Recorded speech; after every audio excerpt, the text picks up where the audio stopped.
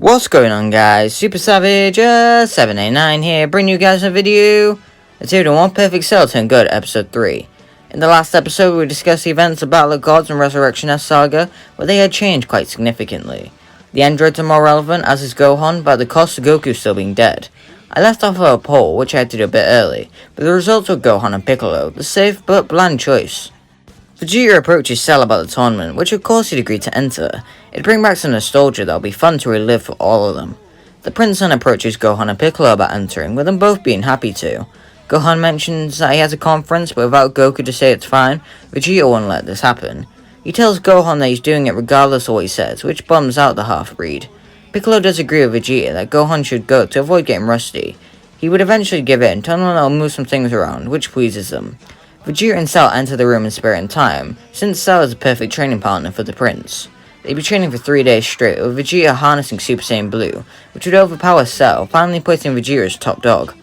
Universe 7 would end up traveling to the nameless planet, where they're all presented with the tournament arena. Before any official business can occur, Cell barks who the hell made the ring. It's ugly and disgusting, not fit for a warrior to fight in. Using his telekinesis, he begins to alter the arena, zoning out Champa's constant threats to stop or it will be destroyed. When finishing, Cell makes an arena similar to how the Cell Games arena looked, telling Champa that he's welcome. The only reason Champa doesn't destroy Cell for this is that he does admit it does look better. After the test where everyone passes, the tournament will be underway, with Gohan going up against Botamo in the first round. At first, he begins to use punches and kicks on the bouncy body to no avail, and realizing those attacks to no effect, Gohan powers up to his mystic form, planting his ki into his fist, landing a hard blow onto Botamo, making a shockwave blow past him, but leave no visible damage onto him whatsoever. He theorized that Botamo has some kind of way to negate physical damage, so he decides to try a ki-based attack. After dodging a swing from the yellow bouncy bear, Gohan leaps backwards, charging up a Kamehameha in his hands. Since he needs to carry it, he begins to pour more and more ki into it, dodging Botamo's attacks with ease. He unleashes a blast that impacts Botamo, carrying him off the arena, wringing him out. Next up would be Frost. Seeing someone who looks just like Frieza is quite unnerving for Gohan to witness, as he immediately on guard. It weirdly eases him though when Frost begins acting like a good guy. Over on the sidelines, having seen through Frost's ruse, Cell begins to chuckle to himself, weirding out everyone around him as they question why he's doing so. Gohan and Frost begin fighting, with Gohan dominating his opponent. Despite Frost being a good guy, Gohan can't kick the feeling of fear from back with Frieza. Because of this, he won't hold back, using his ultimate form to slam Frost around the arena, shocking everyone. To avoid getting beaten any further, Frost transforms into his Salt form and begins to fire crazy finger beams towards Gohan, to try and hold him back, which doesn't do much. He begins rushing through the tiny blast, knocking some away and dodging past others, to land a hard uppercut onto Frost, knocking him into the air and then hitting him with a Masenko. When Frost lands, he applauds Gohan's strength and transforms into his final form. This gives him the edge in combat, up against his powerhouse of an opponent, using his skinny, slender body to dodge Gohan's attacks and land blows onto him. Regardless, Gohan is still overpowering him significantly, leading to Frost using his poison needle to paralyze him and knock him out. After Piccolo loses the same, Cell enters the arena against the now exposed Frost, telling him that he's such a bad actor. He may have had the other tools, but they're all idiots. You could tell the entire time, because he is perfect. He rushes at Frost and hits him hard, sending Frost flying, where Cell blasts him, knocking him out. Next up from Universe 6 is Magetta up against Cell. When starting off, Cell tries to punch and kick the Metal Man out of the arena, before quickly realizing that his body is too hard and too heavy to move from attacks. He leaps backwards, dodging a swing from Magetta as he begins to theorize a way to defeat his opponent. Using instant transmission, he begins to teleport around Magetta to buy time, while coming up with a strategy. Cell thinks of how to win. A massive immovable force presents a problem for him. He's got it. Using a Taioken, he blinds Magetta as well as those in the stands not prepared to cover their eyes from the blinding light. When their vision returns from the searing pain, they don't see Cell anymore. As everyone looks for him, Krillin exclaims that Cell is in the sky. Everyone looks up to see Cell's hands in a triangular formation with ki forming inside. He lets out a shout of Shin Kiko Ho, firing a massive blast that consumes the entire arena. It pushes Magetta further through the arena, then again, and again, and again, until Magetta finally falls through the arena floor. Cell won without even insulting Magetta, a testament to the strength he possesses. In the next match, Cell is up against Cabba.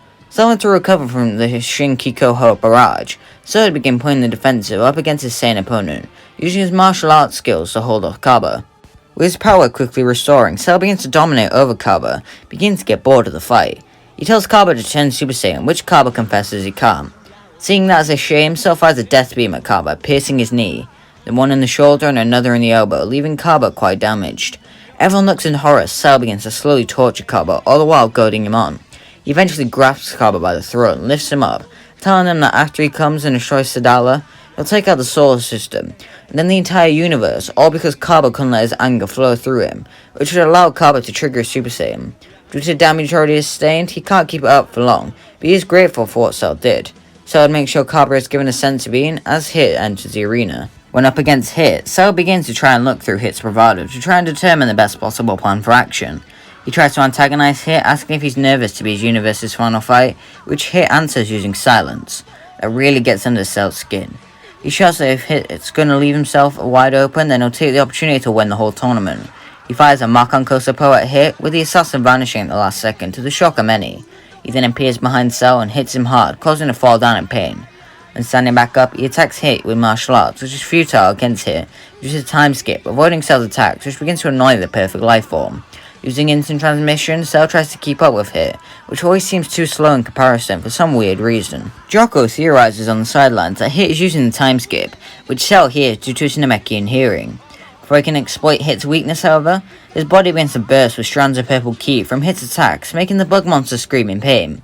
As his body begins to regenerate, Hit rushes up and hits Cell out of the arena.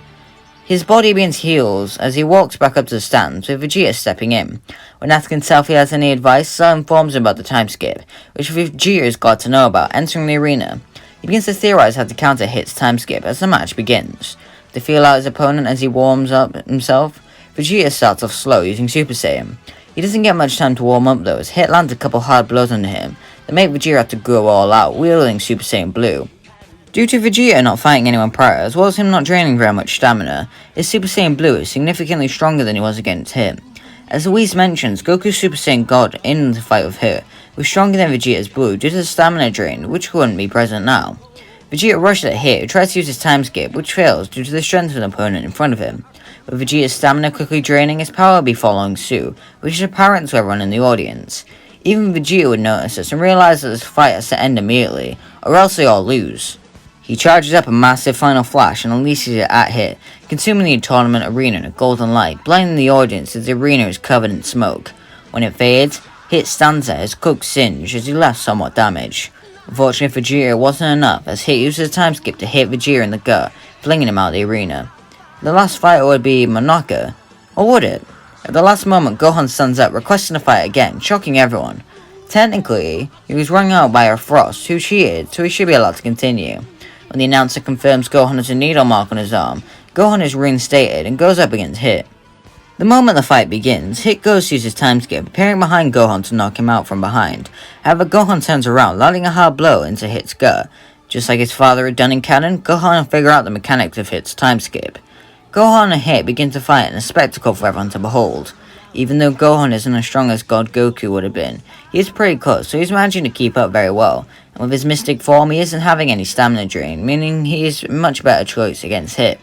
Hit begins to improve his time skip, eventually managing to stop Gohan with his improved power, and land attacks on him that do some real damage. With his big brain, Gohan begins to come up with how to counter, and does get an idea. When Hit lands a punch on him, Gohan catches his wrist with an iron-hard grip, and catches Hit in place. So when Hit uses a time skip, he can't break away, allowing Gohan to land a hard blow to Hit's gut. Gohan and Hit continue going blow for blow in a spectacle to behold. Both of them begin to get more and more damage, with Gohan being primarily more damaged, due to Hit having more strength than him. In a last-ditch effort, Gohan leaps into the air and charges up a massive Kamehameha, which Hit sees quite worried. He uses time skip to get to the edge of the arena to dodge any blasts, which Gohan was prepared for. He unleashes a massive Kamehameha that, although it won't do much damage, can destroy an arena. Hit braces for impact as the tournament arena and himself are surrounded in blue light that ends up leaving Hit wrung out, giving Gohan the victory. Hit takes interest in Gohan after this fight due to him being a tremendous fighter despite his weaker power. Naturally, Beerus makes the same wish on the Super Dragon Balls and everyone returns back to their respective universe.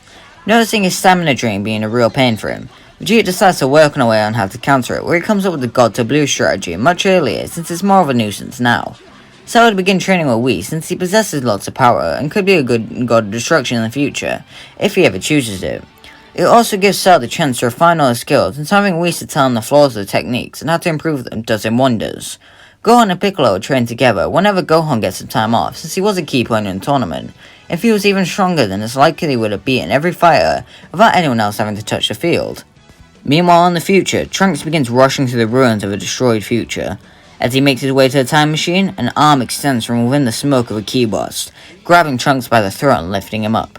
An ominous laughter comes as Cell Black comes floating towards his prey, smiling. But guys, that's the end of the video. Make sure to like and subscribe and comment out to the next episode. As you can see, the setup for next episode is going to be pretty wild. Why do you think Zamasu is taking Cell's body? Let me know. How do you think Goku's going to come into play? Make sure you let me know as well. And how is the Black Saga going to go? Will you let me know that as well? And yeah, bye!